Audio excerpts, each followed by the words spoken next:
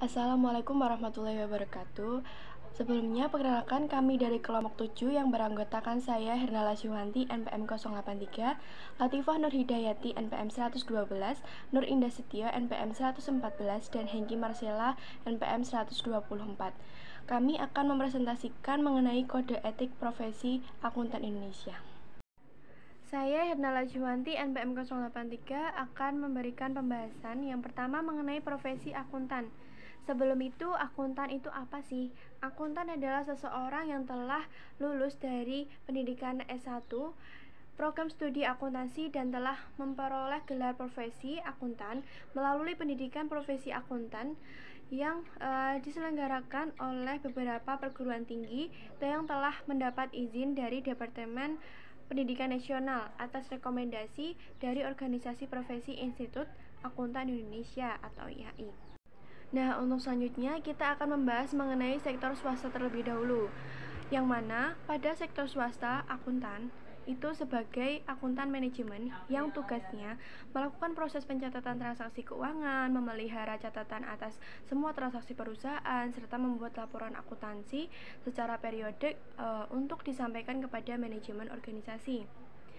Nah, di sampingnya itu ada auditor internal, yang mana tugas audit internal itu bisa secara sangat luas, yaitu meliputi berbagai jenis audit, antara lain audit keuangan yang tugasnya untuk menilai kewajaran dan laporan keuangan perusahaan apakah telah disusun sesuai standar akuntansi yang berlaku umum.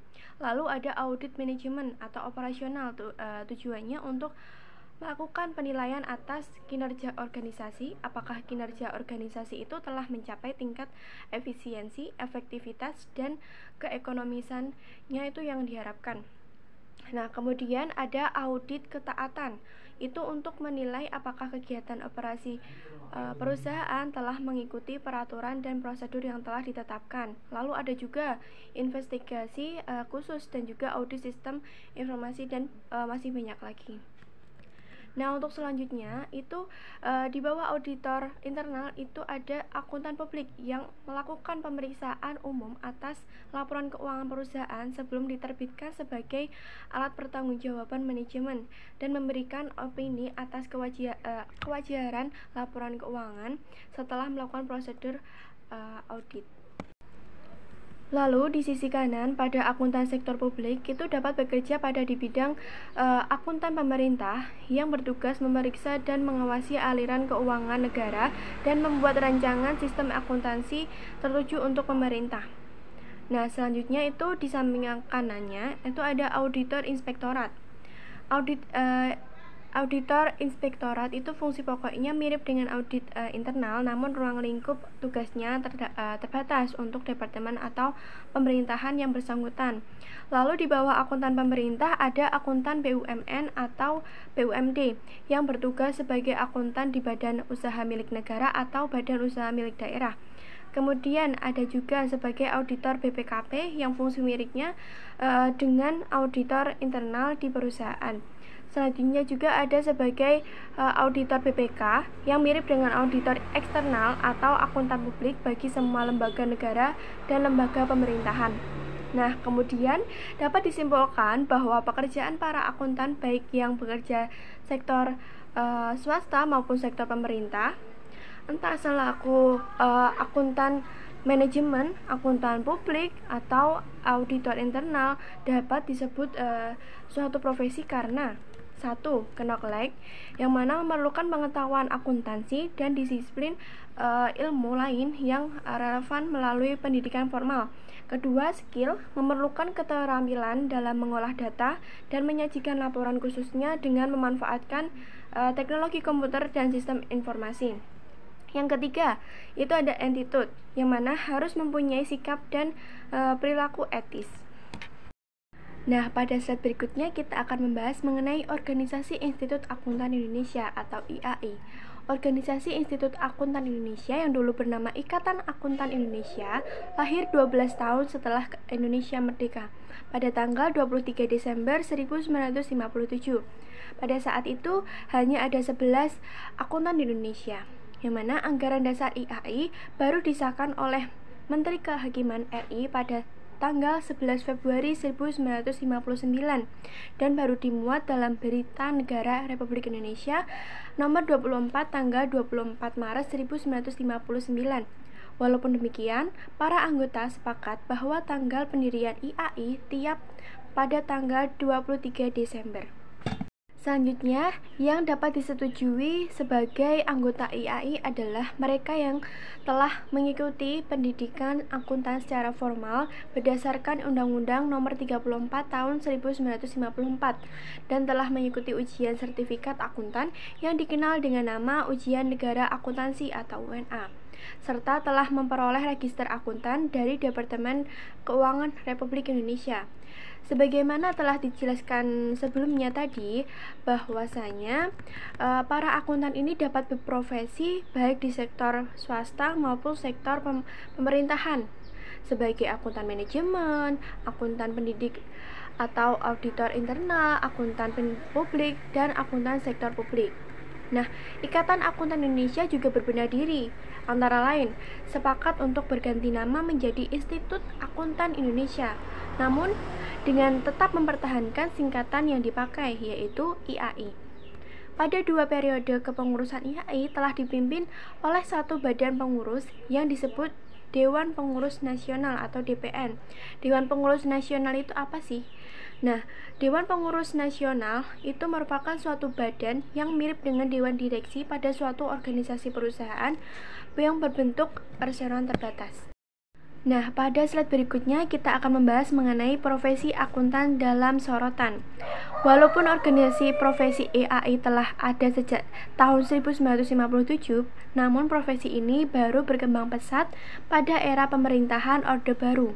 Sejalan dengan kebijakan pemerintah Orde Baru untuk memprioritaskan pembangunan di bidang ekonomi, pertumbuhan ekonomi mempunyai korelasi positif yang kuat dengan pertumbuhan profesi akuntan. Selanjutnya, kemajuan dan pertumbuhan ekonomi pada era Orde Baru juga berdampak positif bagi pertumbuhan dan kemajuan profesi akuntan di Indonesia.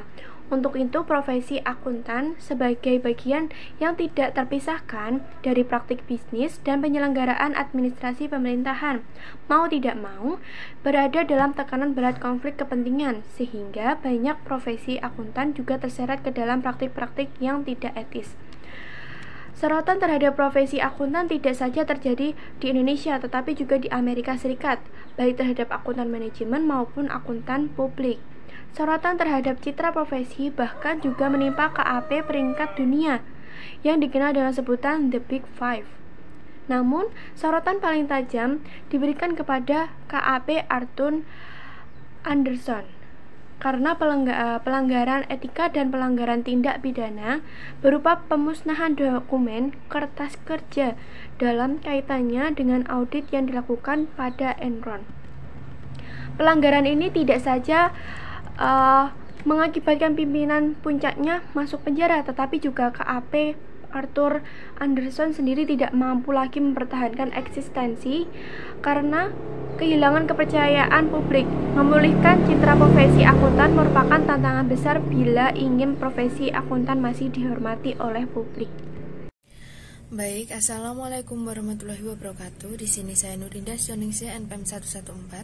Saya akan melanjutkan materi pada pertemuan kali ini tentang struktur etika Institut Akuntan Indonesia. Baik, yang pertama kita akan membahas tentang tujuan profesi akuntansi. Di sini tujuan profesi akuntansi adalah untuk memenuhi tanggung jawab dengan standar profesionalisme tertinggi dan mencapai tingkat kinerja tertinggi dengan orientasi kepada kepentingan publik. Nah, di sini untuk memenuhi kebutuhan tersebut ada 4 kebutuhan dasar yang harus dipenuhi. Menurut Presiden Kongres 8 IAI tahun 1998, itu yang pertama adalah kredibilitas. Di sini masyarakat membutuhkan kredibilitas informasi dan sistem informasi. Yang kedua adalah profesionalisme. Nah, di sini diperlukan individu yang dengan jelas dapat diidentifikasikan oleh pemakai jasa akuntan sebagai profesional di bidang akuntansi. Yang ketiga adalah kualitas jasa. Di sini keyakinan bahwa semua jasa yang diperoleh dari akuntan diberikan dengan standar kinerja tertinggi.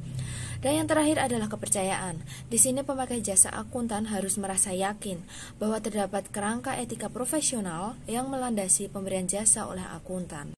Selanjutnya, kita akan membahas tentang faktor kunci citra profesi akuntan. Keberadaan dan perkembangan profesi akuntan itu sendiri ditentukan oleh tingkat kepercayaan masyarakat kepada jasa akuntan. Sedangkan tingkat kepercayaan masyarakat ditentukan oleh tingkat kualitas jasa dan tingkat ketaatan serta kesadaran para akuntan dalam mematuhi kode etik profesi akuntansi. Di sini struktur kode etik Institut Akuntan Indonesia ada 4. Yang pertama adalah prinsip etika. Prinsip etika disahkan oleh Kongres. Di sini prinsip etika merupakan kerangka dasar bagi aturan etika. Prinsip-prinsip etika profesional IAE yang ditetapkan dalam Kongres ke-8 IAE di Jakarta tahun 1998. Yang kedua adalah aturan etika. Aturan etika disahkan oleh rapat anggota himpunan. Aturan etika digunakan secara khusus untuk mengatur perilaku profesional yang menjadi anggota Kompartemen Akuntan Publik. Yang ketiga adalah interpretasi aturan etika.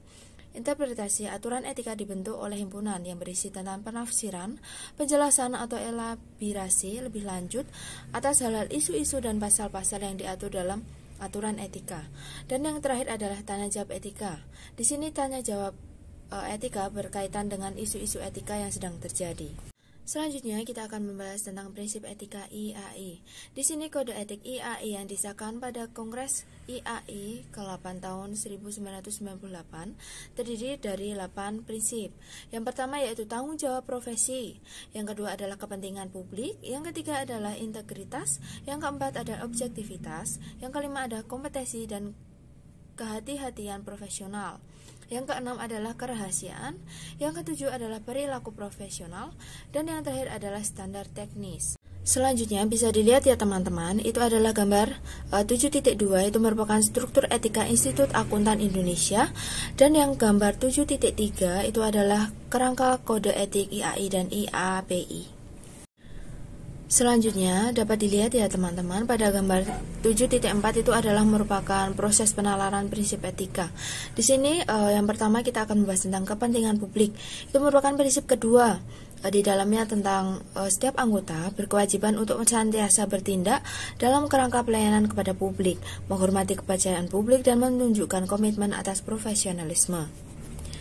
Di sini prinsip kedua itu menyiratkan hal-hal yang pertama adalah masyarakat atau publik membutuhkan dan mengandalkan informasi seperti laporan keuangan, laporan audit yang dihasilkan oleh profesi akuntan untuk mengambil berbagai jenis keputusan bisnis, ekonomis, dan politis. Yang kedua adalah efektivitas keputusan publik ini bergantung pada kualitas informasi yang disampaikan oleh profesi akuntan. Yang ketiga adalah profesi akuntan akan tetap berada pada posisi paling penting bila setiap akuntan selalu dapat memelihara kepercayaan publik. Dan yang terakhir adalah penghormatan kepada kepercayaan publik. Ini hanya dapat dilakukan bila setiap akuntan dapat menunjukkan komitmen dan dedikasi mereka untuk mencapai profesionalisme yang tinggi. Dan yang kedua adalah tanggung jawab profesi. Di sini tanggung jawab profesi merupakan prinsip ke-1. Di dalamnya menjalankan tanggung jawabnya sebagai profesional, setiap anggota harus senantiasa menggunakan pertimbangan moral dan profesional dalam semua kegiatan yang dilakukan.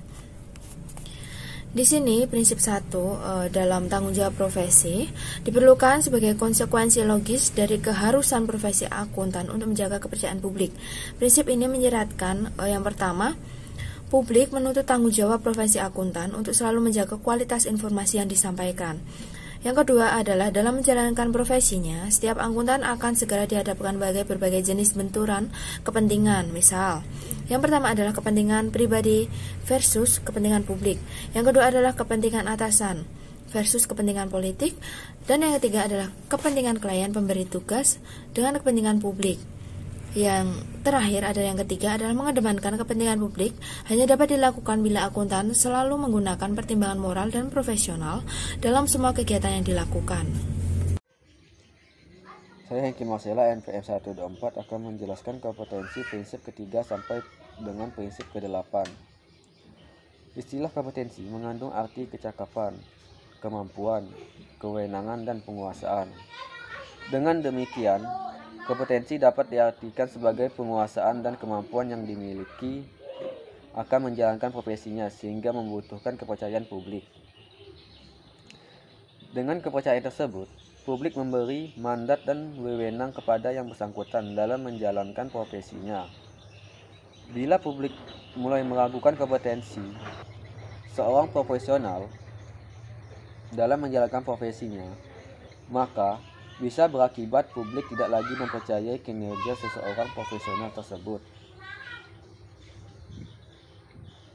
Sehingga dengan sendirinya, publik tidak lagi memberi mandat atau kewenangan kepada yang bersangkutan dalam menjalankan profesinya.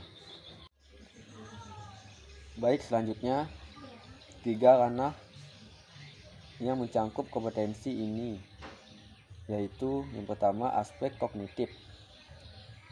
Aspek kognitif yaitu pengetahuan, keakuntansi, dan kedisiplinan ilmu terkait knowledge.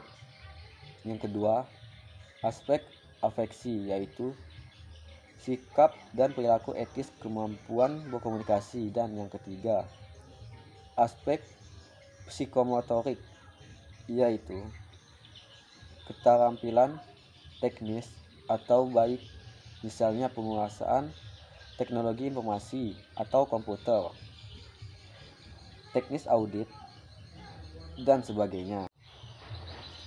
Baik, selanjutnya IAI telah menerapkan 6 prinsip etika yang berhubungan dengan keharusan memiliki kompetensi tinggi ini, yaitu yang pertama, kompetensi pada ranah kognitif.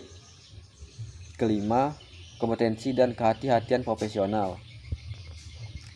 Yang kedua, kompetensi pada ranah afeksi, yaitu yang A, prinsip ketiga, integritas. Yang B, prinsip keempat, objektivitas. Yang C, prinsip keenam, kerahasiaan. Yang D, prinsip ketujuh, perilaku profesional. Yang ketiga, kompetensi pada ranah psikomotorik. Prinsip ke-8, standar teknis. Selanjutnya, kode etik atau aturan etika IAPI. Hal yang unik terjadi di mana IAPI sebagai salah satu suborganisasi di bawah IAI justru telah lebih dahulu menerapkan kode etik baru sejalan dengan perkembangan akuntansi dan auditing menuju era global. Sementara itu, IAI sebagai organisasi induk belum melakukan penyesuaian struktur dan prinsip etika IAI. Akibatnya, saat ini terdapat ketidakterpaduan prinsip etika antara yang diterapkan oleh IAI dengan prinsip etika yang ada pada kode etika IAPI yang baru. Selanjutnya, ada 5 jenis ancaman terhadap kepatuhan pada prinsip dasar etika profesi, yaitu yang pertama, ancaman kepentingan. Yang kedua, ancaman telah pribadi. Yang ketiga, ancaman advokasi. Yang keempat, ancaman kedekatan. Yang kelima, ancaman intimidasi. Ancaman kepentingan pribadi terjadi sebagai akibat dari kepentingan keuangan maupun kepentingan lainnya dari faktisi maupun anggota keluarga langsung atau anggota keluarga dekat faktisi. 100.10.a. Yang kedua, ancaman telah pribadi terjadi pertimbangan yang diberikan sebelumnya harus dievaluasi kembali oleh faktisi yang bertanggung jawab atas pertimbangan tersebut. 100.10.b. Ancaman advokasi terjadi ketika faktisi menyatakan sikap atau pendapat mengenai suatu hal yang dapat mengurangi objektivitas selanjutnya dan dari praktisi tersebut. 100.10.c. Ancaman kedekatan terjadi ketika praktisi terlalu bersipati terhadap kepentingan pihak lain sebagai akibat dari kedekatan hubungan. 100.10.d. Dan ancaman intimidasi terjadi ketika faktisi dihalangi untuk bersikap objektif. 100.10.e. Selanjutnya, pencegahan yang dibuat profesi, undang-undangan atau peraturan. 10.12 mencangkup antara lain yang A. Persyaratan pendidikan, pelatihan, dan pengalaman untuk memasuki profesi. Yang B. Persyaratan pengembangan dan pendidikan profesional berkelanjutan. Yang C. Peraturan tata kelola perusahaan. Yang D. Standar profesi. Yang E. Prosedur pengawasan dan kedisiplinan dari organisasi profesi atau regulator. Yang F. Penilaian eksternal oleh pihak ketiga yang diberikan kewenangan hukum atau laporan, komunikasi atau informasi yang dihasilkan oleh praktisi. Saya Latifah Nuridayati, NPM 112, akan melanjutkan presentasi berikut mengenai pengaturan dan perizinan KAP. Fungsi utama profesi IAI adalah Self-Regulatory Body sebagai wadah untuk mengatur, membina, dan mengawasi kualitas kinerja serta perilaku para anggotanya agar selalu dapat menjaga citra profesinya di mata publik. Nah, perannya yang sangat strategis di dalam bidang ekonomi dan bisnis suatu negara, maka pengaturan dan pengawasan terhadap keberadaan dan kinerja KAP tidak cukup hanya dilakukan oleh profesi itu sendiri, melainkan pemerintah dan lembaga legislatif seperti DPR dapat berkepentingan sangat penting agar profesi KAP dapat memberikan jasanya dengan kualitas yang lebih tinggi sebagaimana yang telah diharapkan oleh para publik. Selanjutnya, dalam pembentukan dan perizinan KAP terdapat campur tangan pemerintah dan lembaga legislatif yang dapat dilihat melalui peraturan, perundang-undang, badan atau lembaga yang terkait dengan pembentukan dan perizinan KAP. Yang pertama, UU nomor 34 tahun 1954 tentang pemberian gelar akuntan. Yang kedua, Undang-Undang nomor 5 tahun 2011 tentang akuntan publik. Yang ketiga, Surat Keputusan Menteri Keuangan nomor 423/KMK.06/2002 yang telah dicabut dengan keluarnya Peraturan Menteri Keuangan nomor 17/PMK.01/2008.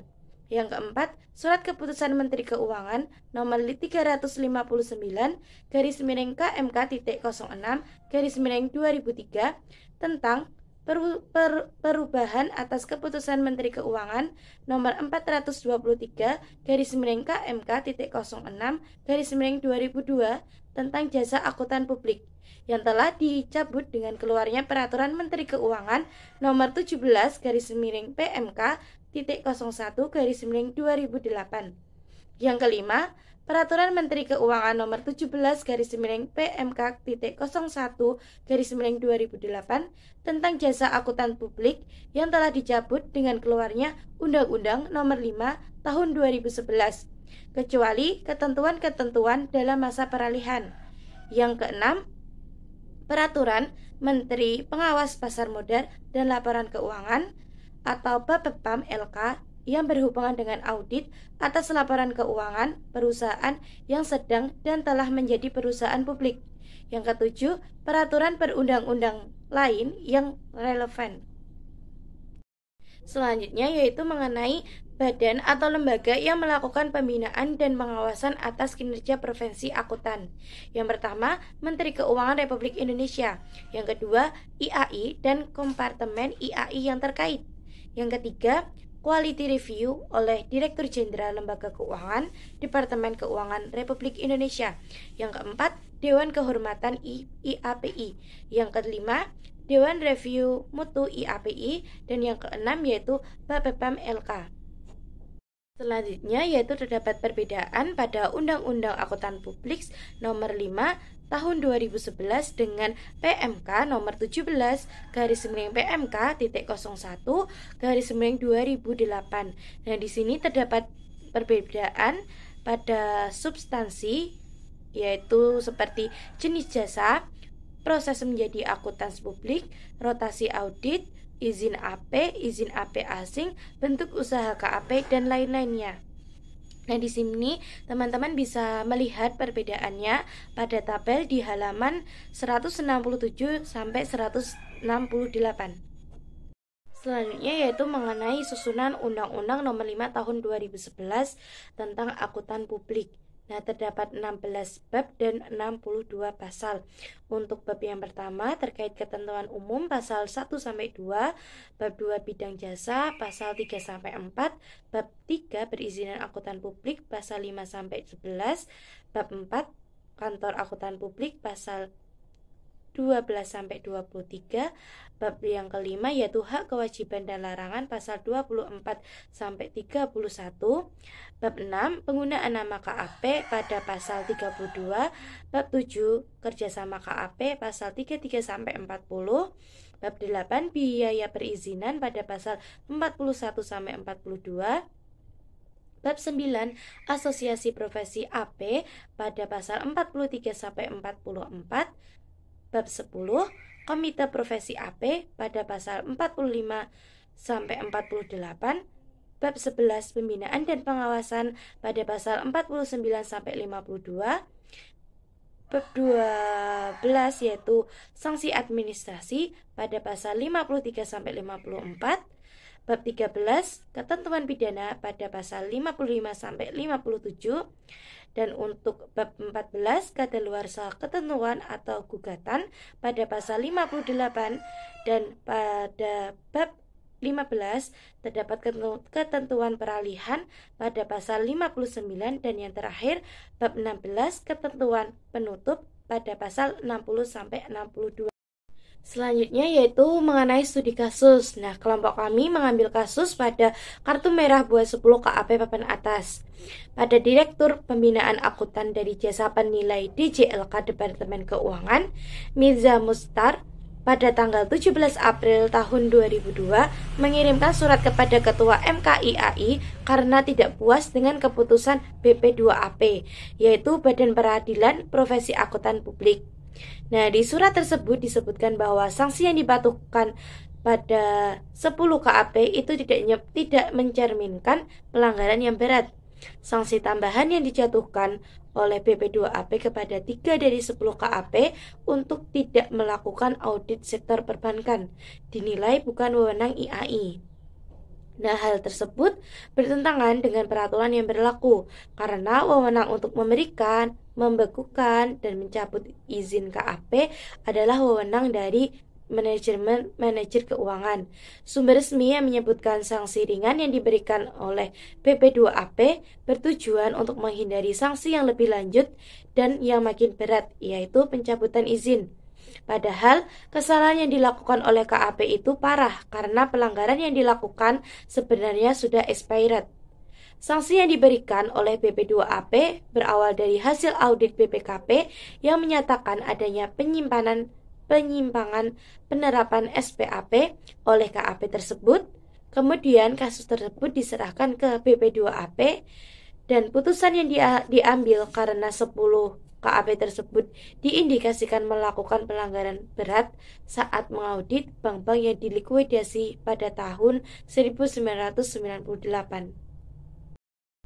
Dari kasus tersebut, pelanggaran yang dilakukan oleh 10 KAP dalam prinsip etika, yaitu melanggar prinsip-prinsip etika yang digariskan pada dalam kode etik akuntansi seperti prinsip integritas, objektivitas, kompetensi, serta sikap, kecermatan, dan kehati-hatian profesionalitas. Nah, alasannya karena 10 KAP tersebut telah melakukan pengauditan pada bank-bank yang sudah bermasalah, yang jelas-jelas hal tersebut melanggar kode etik sebagai seorang akuntan publik. Nah, dari kelompok kami dalam menghadapi kasus tersebut, yaitu akuntan itu perlu untuk berpegang pada kode etik profesi akuntan agar tidak ada lagi kecurangan yang mengakibatkan kebangkrutan pada suatu perusahaan.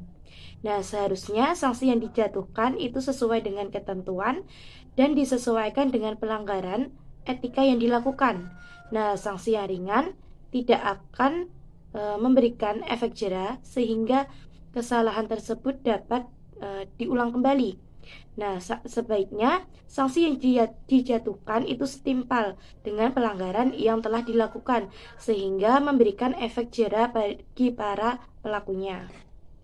Sekian presentasi dari kelompok kami. Banyak kurangnya kami mohon maaf. Wassalamualaikum warahmatullahi wabarakatuh.